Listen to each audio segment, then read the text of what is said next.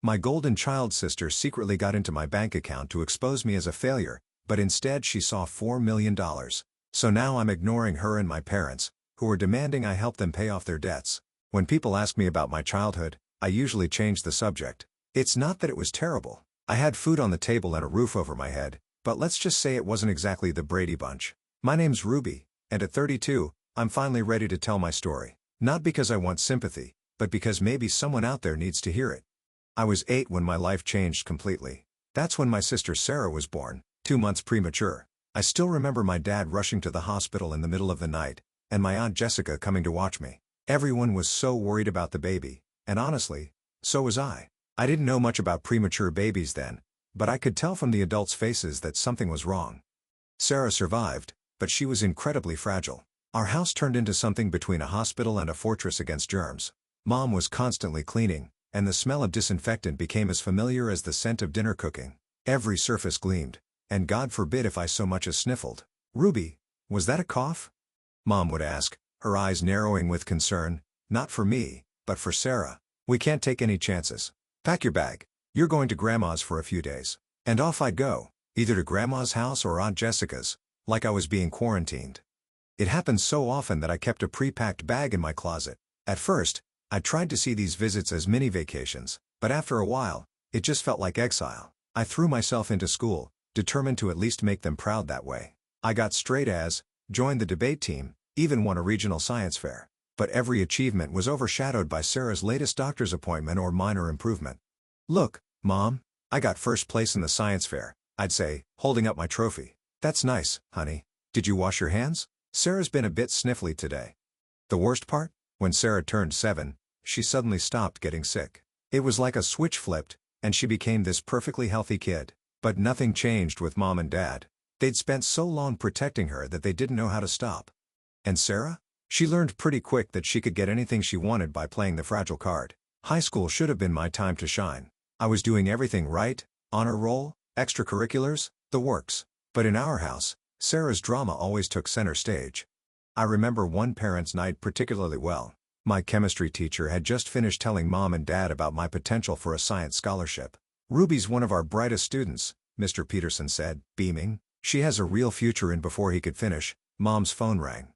Sarah was having a crisis at home with the babysitter. "What's wrong, sweetie?" Mom asked into the phone, already gathering her things. I could hear Sarah's theatrical sobs through the speaker. "I can't find my favorite pen for homework. The one Ruby gave me is stupid." Just like that, parents' night was over. They rushed home to console Sarah over a pen. A pen. I stood there watching them hurry away, Mr. Peterson awkwardly patting my shoulder. After that, I noticed they stopped coming to my events altogether. "It was easier that way," they said. No risk of Sarah's tantrums interrupting things. "When I won the state debate championship, they didn't even put the trophy on the mantle." "Sarah gets anxious when she sees other people's achievements," Mom explained, tucking my trophy into a drawer. College acceptance day should have been huge. I got a full ride to state, academic scholarship, merit grants, the whole package. I was over the moon until I got home. "Whatever," Sarah rolled her eyes at dinner. "Now you can finally move out and I can turn your room into my gaming paradise." I'm thinking 3 monitors, maybe a streaming setup. I started counting down the days until freshman orientation. 4 years of college flew by, with me spending every possible moment in the dorms or library. Home became a place I visited occasionally, usually for mandatory family dinners where Sarah held court with tales of her latest middle school drama. At 23, armed with my degree, I landed a job as a manager at Thompson & Company. The salary wasn't great, enough to rent a tiny apartment and buy grocery store sushi, but not much else. I should have been discouraged. But honestly, just having my own space felt like winning the lottery. Then one day, scrolling through social media on my lunch break, I saw an ad for an investment course. "Learn to make your money work for you." Usually, I'd scroll past that kind of thing, but something made me stop. The course wasn't cheap, but it was within reach if I ate ramen for a month. That course changed everything. The instructor, Dave, had this way of making complex investment strategies seem obvious. I started small, putting a few $100 into promising tech stocks. Then a few hundred more. I studied market trends like my life depended on it, took advanced courses from top investors, learned about risk management and portfolio diversification. My first big win came from a small AI company nobody was watching. My $500 investment turned into $5,000 in 3 months. Then came the biotech startup that tripled my money. Before I knew it, My side hustle was making more than my day job. I'll never forget the morning I realized I could quit. I was sitting at my desk, pretending to care about quarterly reports, when my investment app pinged. Another stock had hit my target price. I did the math. My investment income was now triple my salary. I typed up my resignation letter right there. I kept going to those Saturday family dinners. Don't ask me why. Maybe habit, maybe some lingering hope that things would change. I'd sit there picking up Mom's overcooked chicken, listening to them go on and on about Sarah's life while my investment portfolio pinged away in my pocket. "Ruby, you're still at Thompson's, right?" Mom would ask occasionally, not really interested in the answer. "Yep, same job," I'd say, and watch their attention drift away before I even finished speaking. It was easier that way.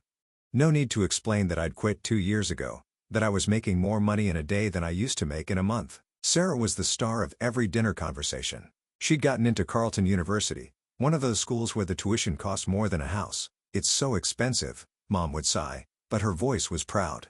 "But Sarah deserves the best education. We've taken out loans, of course, but it's worth it for our little girl's future." Sarah would beam, twirling her pasta. "My roommate has a Gucci backpack. Everyone there comes from such good families." The undertone was clear. "Unlike your family, Ruby. Unlike you." One Saturday, I arrived to find Mom in tears over bills. Dad was at the kitchen table, surrounded by paperwork, his reading glasses perched on his nose. "The property taxes went up again," he muttered. "And with Sarah's tuition." I watched them struggle, remembered all the times they'd chosen Sarah over me, and still, they were my parents. That night, I set up an automatic transfer, $1,000 a month to their account. When I told them about it, Mom actually hugged me. It was the first time in years she'd shown me any real affection. "Oh, Ruby. This will help so much." I thought maybe things would change after that. Maybe they'd see me differently. But then I overheard them in the kitchen after dinner. "We should send some of Ruby's money to Sarah," Mom was saying. "At least $300. The poor thing feels so out of place among all those wealthy students." "Good idea," Dad agreed. "She needs to keep up appearances. Maybe she can finally buy herself that designer bag she's been wanting." I wanted to walk in there and tell them everything. About quitting my job, about my investments, about the fact that I could buy the whole damn designer store if I wanted to. But I didn't. I just stood there, shaking my head, listening to them plan how to spend my money on Sarah's social climbing. By the time I turned 29, I was ready for a change. My investment portfolio had grown beyond my wildest dreams, and I was tired of paying rent. After months of searching, I found the perfect apartment in a secure building with a great view of the city. Nothing flashy, just clean lines, good bones, and enough space to feel like home. Best part? I could buy it outright, no mortgage needed. The day I got the keys, I stood in the empty living room, listening to my footsteps echo off the hardwood floors. This was mine. All mine. No loans, no debt, no strings attached. I'd done this myself without anyone's help or approval.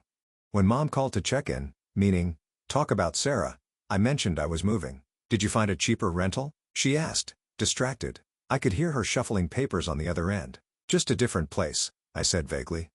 "Better location." "Well, don't spend too much on rent, honey. You know how unstable the job market is for people in your position." I had to bite my tongue to keep from laughing. If she only knew that my position involved managing $1 million in investments, not pushing papers at Thompson's. At the next family gathering, Aunt Jessica asked about my new place. "Ruby's renting a new apartment." Mom jumped in before I could answer. "But wait till you hear about Sarah's latest accomplishments. She's about to graduate from Carleton University. Top of her class." I watched the familiar scene unfold, relatives cooing over Sarah's prospects while shooting me pitying glances. "Sarah's going places," Dowd announced proudly. "Not that we're surprised. She's always been our achiever. Already has companies fighting over her." Unlike some people who settle for mediocrity, my cousin whispered to his wife, not quite quietly enough. I sipped my wine and thought about the stock trade I'd made that morning that had earned more than his annual salary. But I stayed quiet. Let them think what they wanted. Then came Sarah's graduation party. Mom and Dad went all out. Catered food, expensive decorations, the works. I noticed they used the money I sent them to help pay for it, but whatever. I was used to it by now. Sarah pranced around in her cap and gown like she'd just won the Nobel Prize. She spotted me by the punch bowl and made a beeline over, clutching her diploma like a weapon. "Look at this, Ruby." She thrust the diploma in my face. "Carleton University. Not some state school like you went to. And I already have interviews lined up with top companies. I'm not going to end up pushing papers like you." I took another sip of punch. "Congratulations, Sarah. That's all you have to say? Aren't you jealous? I mean, I'm going to be so successful. And you're just, well, You.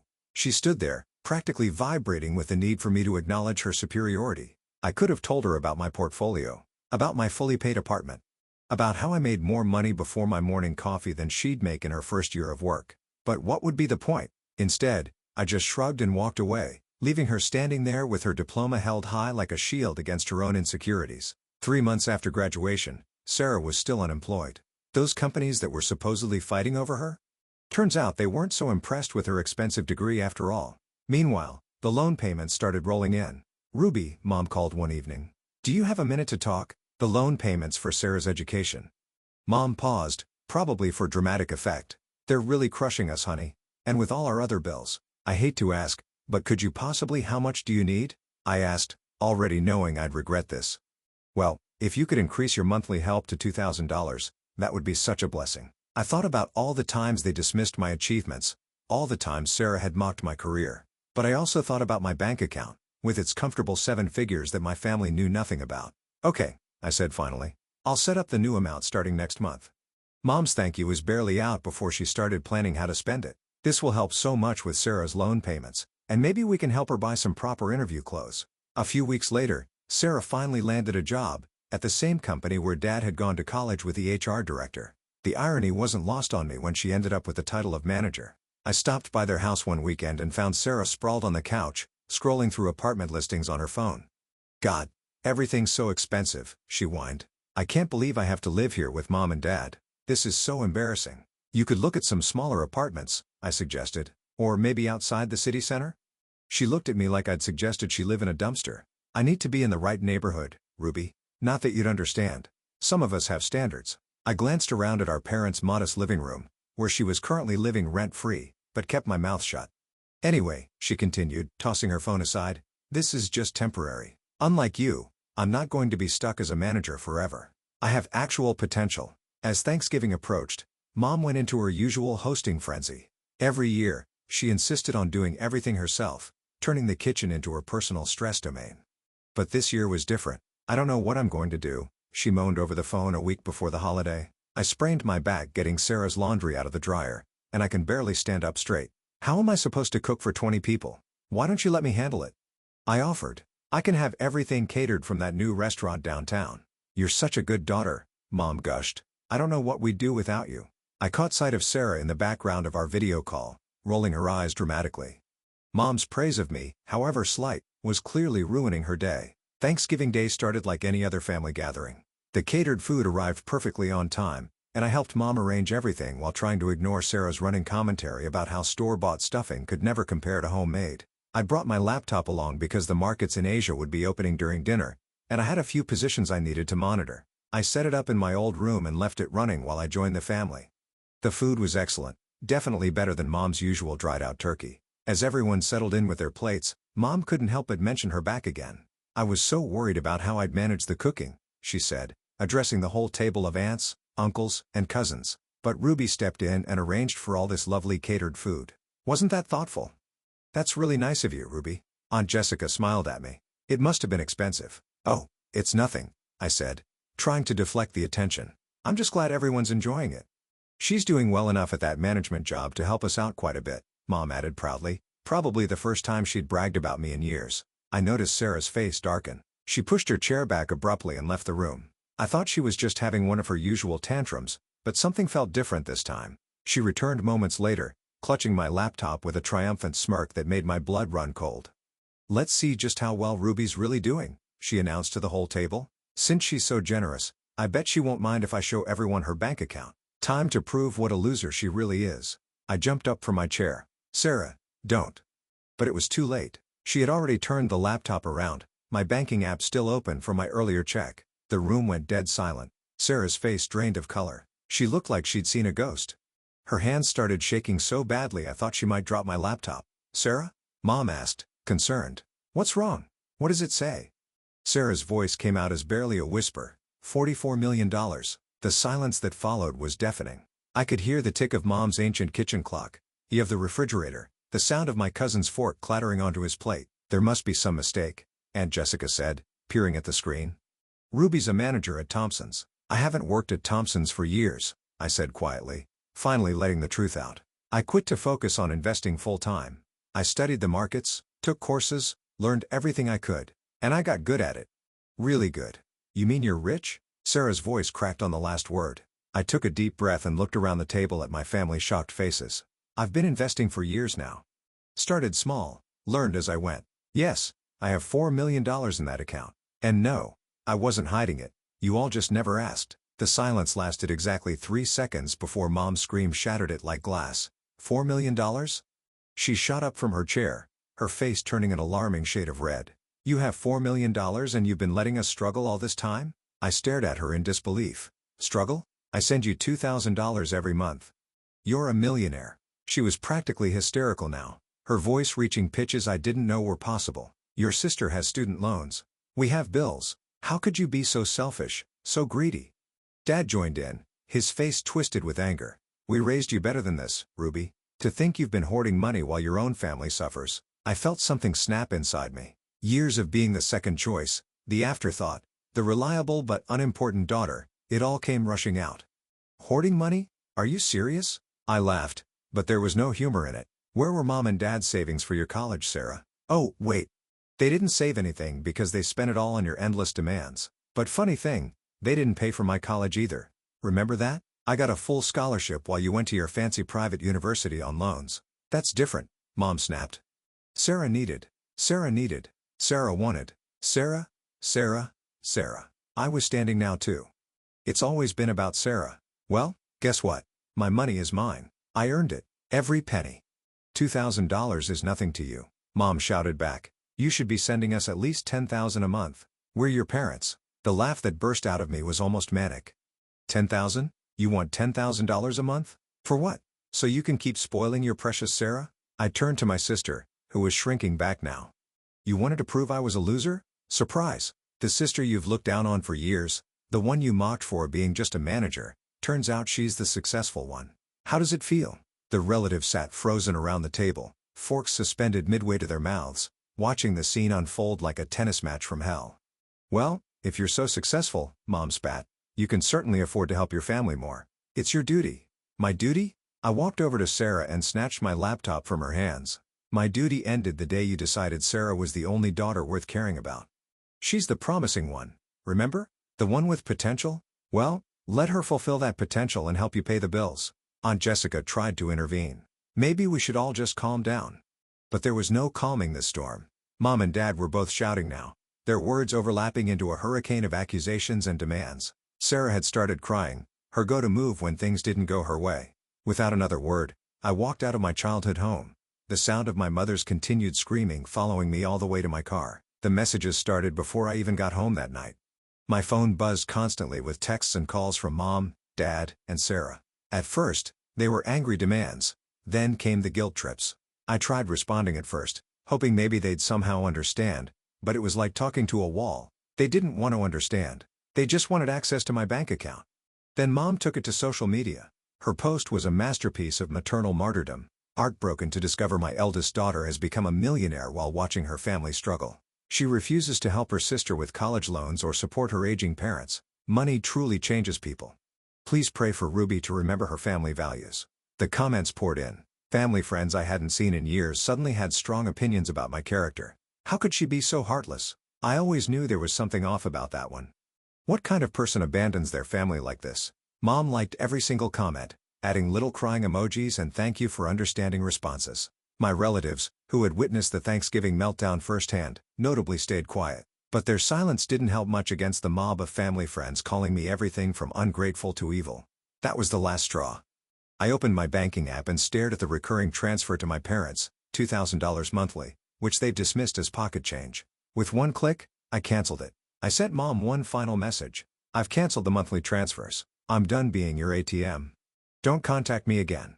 They didn't take the hint. The calls increased, now coming at all hours. Sarah tried using different numbers when I blocked hers. Dad left long, rambling voicemails about family duty. Mom's social media campaign kicked into high gear. I blocked them all, phone numbers, email addresses, social media accounts, but I knew they wouldn't stop there. James, I called down to my building's concierge. I need to add some names to the do not admit list. I gave him their names and descriptions, even showed him pictures. He nodded understanding. making careful notes. Sure enough, the very next day, James called up to let me know my parents and Sarah had tried to force their way in. They'd caused quite a scene in the lobby, threatening to call the police. That night, I opened my laptop and started researching real estate in other states. Maybe it was time for a fresh start somewhere new. Somewhere they couldn't find me. Some might call it running away. I call it setting boundaries. They had their chance. Years of chances, actually. They chose to ignore my achievements, belittle my success, and favor Sarah at every turn. Now that they've shown exactly how they view me, I feel no obligation to maintain the relationship. And as I research homes in distant cities, I feel nothing but relief. Sometimes the healthiest thing you can do for yourself is walk away. Especially from family.